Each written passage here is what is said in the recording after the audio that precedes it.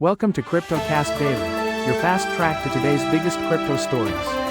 Like and subscribe to stay ahead in the market. Here are the top highlights shaping the crypto market today. Crypto exchange Gemini boosts IPO price range to $24 to $26 per share. The protocol, SwissBorg's Sol-Earn wallet exploited for $41.5 million. Ethereum rare mass slashing event linked to operator issues. Shiba Inu looks to scale 200-day SMA as DOGE whales boost coin stash to 10B. Senators still hopeful for crypto market structure law by end of year. Kiln exits Ethereum validators in orderly move following SwissBorg exploit. Crypto institutional adoption appears to be in the early phases, JPMorgan. Doge eyes 28 cents as Dogecoin ETF catalyst leads to Pennant breakout. XRP rallies 8% from daily lows as institutional volume pushes price above $3. Crypto is bleeding billions a year. Traditional finance is watching. LitFinancial introduces Stablecoin on Ethereum to streamline mortgage lending. The ingredients are all there, Solana may be set to soar, says Bitwise. Minnesota Credit Union to launch Stablecoin. Claims to be first in US. Digital gold. A story still being written. $1.5 billion BTC Treasury Company coming as asset entities approves merger with Vivek Ramaswamy's Strive. Top US banking regulator Gould says crypto debanking is real. Bitcoin triggers bullish head and shoulders pattern. What next? Crypto prices buoyed by soft PPI data. Bitcoin tops $113,000. CoinDesk 20 performance update. Avalanche, AVAX, rises 6.6% as index climbs higher. Binance, Franklin Templeton join forces to expand digital asset products. Stay tuned as we break down the details behind these headlines. Gemini, the crypto exchange run by Tyler and Cameron Winklevoss, has increased its initial public offering price range.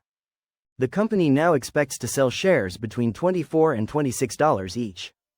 At the high end, Gemini could raise over $430 million. This would give the company a valuation of around $3.1 billion. Goldman Sachs, Citigroup, Morgan Stanley, and Cantor are the lead underwriters. Nasdaq has agreed to buy $50 million of shares in a private placement. The stock will be listed on the Nasdaq Global Select Market under the ticker symbol GEMI. This initial public offering follows other crypto companies going public. Crypto exchange SwissBorg reported approximately $41.5 million worth of Sol stolen from an external wallet. The exploit originated from a partner's compromised application programming interface affecting a single counterparty. The loss impacted less than 1% of users and represents about 2% of SwissBorg's total assets. SwissBorg is working with white hat hackers, security firms, and law enforcement to recover the funds. Malicious code was pushed into packages with over 1 billion downloads designed to swap crypto wallet addresses. Backpack Exchange announced its European division, Backpack EU, is officially live and regulated under the European Union's MiFID II framework. Polygon's proof-of-stake chain is experiencing slower transaction finality than usual. Ethereum experienced a rare mass slashing event affecting 39 validators. These validators were connected to the SSV network, a distributed validator technology protocol. SSV founder Alain Maroche confirmed the protocol itself was not compromised. The penalties resulted from operator-side infrastructure issues with third-party staking providers. One cluster of slashed validators was linked to Anchor, a liquid staking provider. Routine maintenance on Anchor systems triggered the slashing event. A second slashing involved a validator cluster migrated from all nodes. This resulted in duplicate signing and penalties. Shiba Inu is attempting to move above its 200-day simple moving average. This comes as Dogecoin whales increase their holdings to a near 4-year high.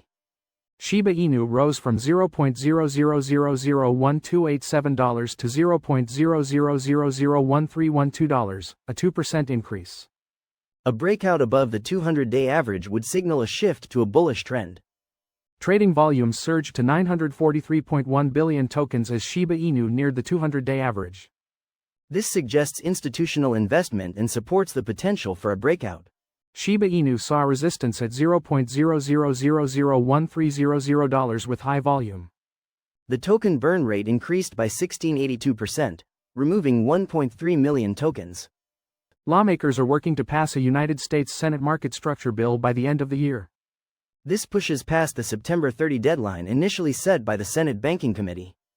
Senator Kirsten Gillibrand stated that negotiations are ongoing regarding a bipartisan budget. She emphasized the importance of addressing the fiscal cliff. Senator Cynthia Lummis aims to complete the Banking Committee work by the September deadline. However, the Senate Agriculture Committee will need to follow up in October. Lummis hopes to finalize the bill by the end of the year. Senate Democrats have outlined priorities for the bill, including consumer protections and regulatory jurisdictions. Kiln, a staking service provider for institutions, began an orderly exit of all its Ethereum validators. This move is framed as a safety measure for clients following the SwissBorg exploit. Kiln described the exits as precautionary, done in consultation with stakeholders and security firms. They have temporarily paused some services while hardening their infrastructure. The company emphasized no indication of additional losses and that stakers' Ethereum remains protected. Kiln's non-custodial framework ensures client assets stay under their control. Chief Executive Officer Laszlo Sabo said exiting validators is the responsible step to protect stakers.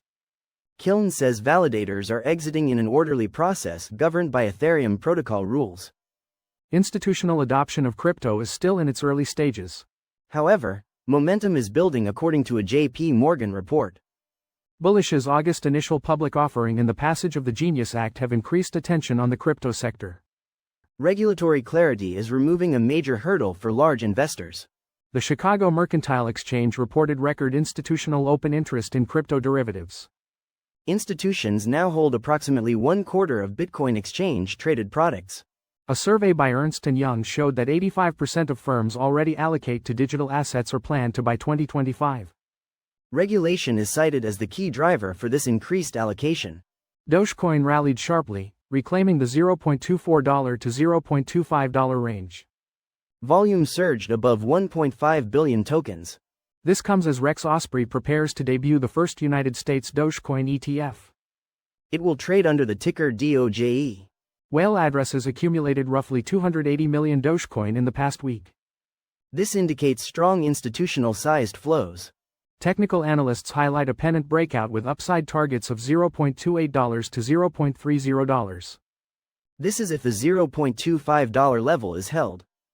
XRP surged past $3 due to increased institutional flows and regulatory clarity in Europe. Ripple partnered with BBVA under MiCA compliance. This fueled optimism for blockchain settlement adoption by traditional banks. Analysts note rising exchange reserves could impact sustained upside momentum. The partnership enables digital asset custody and settlement solutions under European Union MiCA compliance. Institutional exchange-traded fund speculation continues in the United States, focused on October Security and Exchange Commission decisions. Derivatives traders show strong bullish positioning. Exchange reserves for XRP rose to 12-month highs, suggesting potential distribution pressure. Crypto is superior to traditional finance due to its speed and capacity. However, crypto has a major security problem. We are on track to lose around 4% of total value locked to hacks in 2025. In the first half of this year alone, the industry lost over $2 billion. If these losses were mirrored in traditional finance, the entire system would collapse. Yet, crypto normalizes catastrophic loss rates. The real damage goes far beyond immediate theft. Hacked protocols suffer a median 52% token price decline over 6 months. LitFinancial launched a United States dollar stablecoin called LitUSD on the Ethereum blockchain. The Michigan-based mortgage lender aims to reduce funding costs and enhance treasury management. LitFinancial also plans to explore on-chain settlement of mortgage payments. This could potentially reshape liquidity in the secondary mortgage market. Stablecoins offer faster and cheaper transactions using blockchain technology. Kirok predicts stablecoin payment volume could reach $1 trillion by 2030. LitFinancial Chief Executive Officer Tim Berry stated LitUSD builds resilience and adaptability into their business model. The LitUSD stablecoin is backed 1-to-1 with cash and cash equivalents. Solana has outperformed major cryptos recently, up 24% over the past month. This could be a precursor to a strong end-of-year run, according to Bitwise Chief Investment Officer Matt Hogan.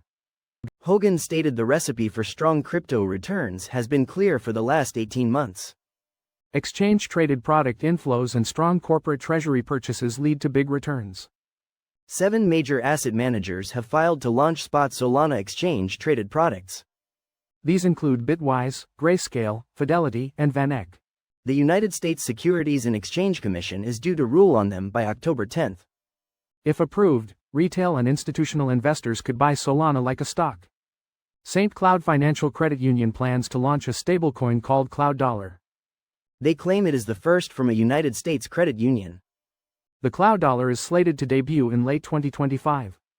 It will be part of the credit union digital asset vault service. Cloud Dollar aims to enable on-chain money movement at lower costs. Stablecoins are a rapidly growing segment of cryptocurrencies. They are often pegged to the United States dollar. This initiative shows how smaller financial institutions are using blockchain technology. Bitcoin saw its first monthly decline since March, falling about 6.5% after reaching a new all-time high. However, Ether continued its strong performance, gaining nearly 19%. This shift from Bitcoin to Ether was reflected in ETF flows.